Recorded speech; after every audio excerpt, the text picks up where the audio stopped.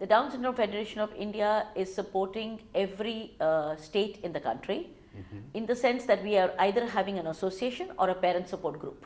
So if they cannot create an association and there is not enough members, then we have created the support groups, whether it is Jharkhand, whether it is Orissa, whether it is. So what is the total strength of this membership? Till today of date, we have got 4,500 members. Fine. And this is where I have reached out personally to every family. And It will be amazing if that can happen, because I think the most important thing that has happened is that people are now talking about Down syndrome, Exactly. but there's still very little awareness because the doctors don't seem to convince people and talk about it, especially in the Department of Gynecology. And what happens is you have to actually have every parent, every mother who comes in, a pregnant mother, screened. So during the screening process itself, you are actually supposed to inform the person. Well, I think for the past 30 years, from where we started with my daughter who had Down syndrome, it has improved tremendously. The reason is that we have been attending every conference for the pediatrics, in pediatrics, so that we have been informing. The first person who sees a baby would be a pediatrician. So if the pediatrician is well informed and he doesn't start sympathizing with the parents, this is what we object to, which is normally a doctor would start a statement saying, I'm sorry you have a child with Down syndrome, which itself has dissolved my program, which is trying to create a positive and empowered parent. That our entire program has been only this for the past 30 years. Well, as of now, the All India Institute of Medical Sciences has brought out a figure which says 1 in every 750 live births in India are born with Down syndrome, which is a huge number of people, and number of our children have gone unnoticed. So really, to give you the actual stats is very difficult, because if you look at the rural areas, it goes unrecognized, because the doctors themselves don't seem to understand the subject, and they still have not really found out the criteria of how to diagnose and recognize a child with Down syndrome, because it also needs a medical test, which they might not be capable of doing, which is a karyotyping, to find out the chromosome levels of the child.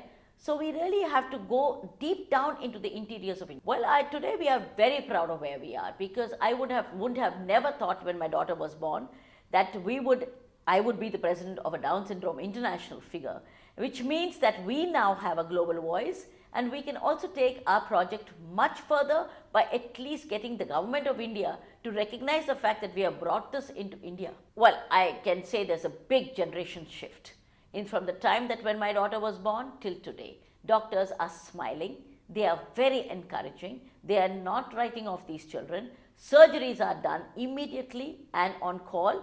Every doctor in Tamil Nadu has gone out of his way to make time for these children. They give us a certain amount of time every day, and they also not charging, which is a very big thing, and this is my idea to spread this into every part of India and say that you give us 1 hour of your time, so that the parent gets encouraged by saying, okay, the doctors are good, they're talking to us in a friendly way, they have told me that my child can do all these, so don't keep mentioning challenges.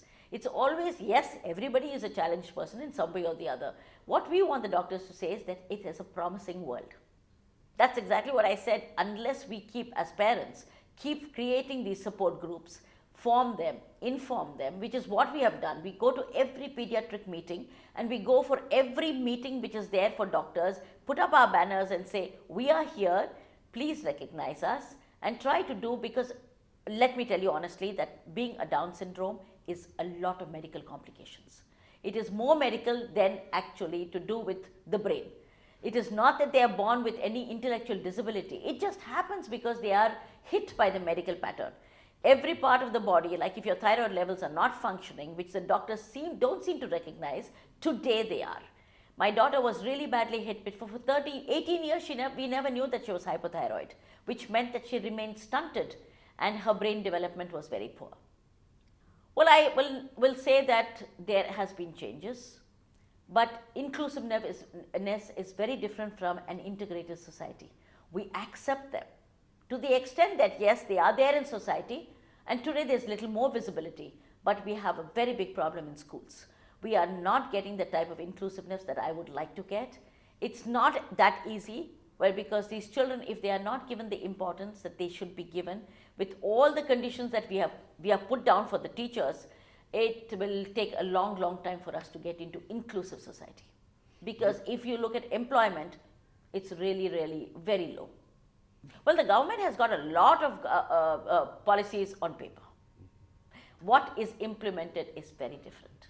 And this is what we are fighting with the government, that if you make a policy, stick by the policy, because we still don't have an insurance for our children, which is a very difficult thing because they already written them off by saying that they are in a risk factor.